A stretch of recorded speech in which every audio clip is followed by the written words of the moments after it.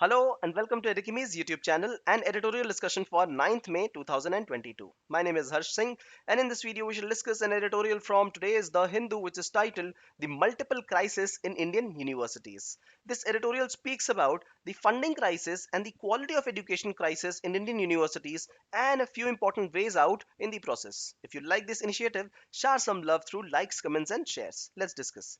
The editorial begins by saying that India has been spending a meager 1.3 to 1.5% of the GDP on higher education. The net spending on education by the government itself is 2.5% of GDP, although it is mandated to be around 6%. However, we spend just 2.5, and on higher education, this has been only stagnant.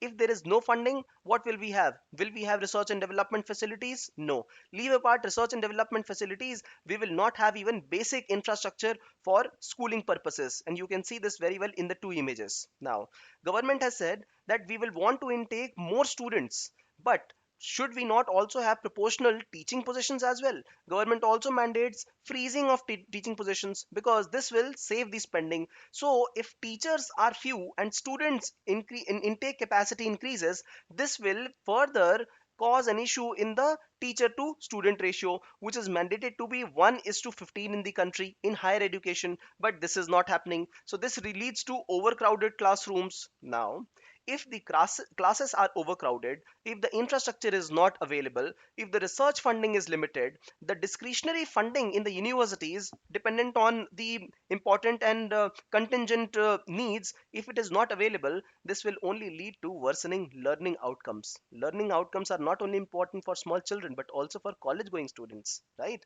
Now, this is all leading to universities taking loans from the state government. This is the situation in the country right now. And if you look at the PhD programs is being offered only by 2.7% of Indian universities, just because they don't have fundings, they don't have infrastructure, they don't have facilities where the researchers can work. Now, this is all leading to crisis in Indian education, and this crisis is reflected through world rankings. QS World Ranking says that India has only 8 universities in the top 500 universities of the world. So very well reflected in the rankings. And only a fraction of universities, say one university in the whole state of Maharashtra, is in the top in QS rankings, and so is in Karnataka, and so in Telangana, and so in Uttar Pradesh. This is a very bad state of affairs in the higher education. So this is one part of it, the funding, and looking at the motivation level. See, in we keep on hearing now and then there have been paper leaks in the examinations. The examiners themselves, they say they ask for a couple of lakh, 3-4 lakh of rupees to facilitate the whole process of examination. Exams get rescheduled for the students in college, and this drops the motivation level to study and to gain professional qualifications. In fact, see, enthusiasm of students is also related to freedom of expression, because during times of freedom, these were the students who would protest against the British government. These were the students who would later participate in supporting the revolutionary activities and even the Quit India movement.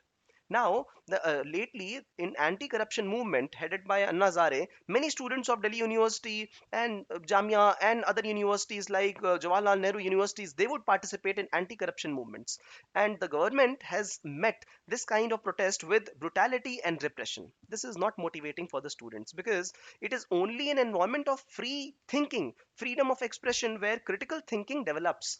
And see, if student feels that they are wrong, they will correct, they will correct themselves. And if students feel they are correct, then it is good for the nation themselves. So critical thinking, at least in the academic avenue, must be promoted, but this is not happening in the country. Government should be aiding this process, because of which India will be a critical nation with critical powers. But right now, if it is not happening, what will students do? They will tend to keep protesting, and some of them will also move abroad, resulting in brain drain. So important changes are required. This is what the member of parliament who has written this editorial has pointed. They say that let us give autonomy to the universities. Those under the debt burden, there must be autonomy in funding and financing also. For example, why don't we have some royalties for the startups that the universities create? They will get royalty and some fundings.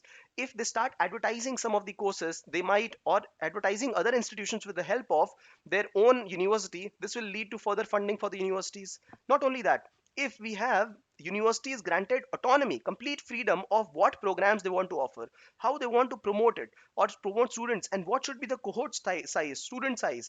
The students will automatically come for those universities which are offering better programs, providing more revenues to the organization. So autonomy is important. See, there is an important mandate of the government that and UGC, that is that in higher education enrollment, gross enrollment ratio in higher education, that is for children, for students between 18 to 23 years of age, right now the enrollment is 27%. 27% of the students in this age only get enrolled in the college education. The idea is to have 50% enrollment GER for the higher universities by the year 2035. Tell me this, if even if we are able to have these many students enrolled, will we be able to cater to good education, quality education, if we do not fund? Yes, we will not be able to do this. So funding is important. Providing autonomy to universities is important. Along with that, providing good infrastructure for research development, basic infrastructure is important, and motivating students is important. So these are the important reforms, whether seen negatively or positively. These are the important reforms that are mandated in the present times for higher education universities. All right, and this will lead to success of students and nation as well. A quick question for you all. Mention four issues associated with providing university education par excellence in India. So quick one, small one, yet you need to exercise your brain here and type down in the comment section. If you like this initiative, share some love through likes, comments and shares. And if you've got a question, put it down in the comment section and we will ensure to get back. Thank you for watching.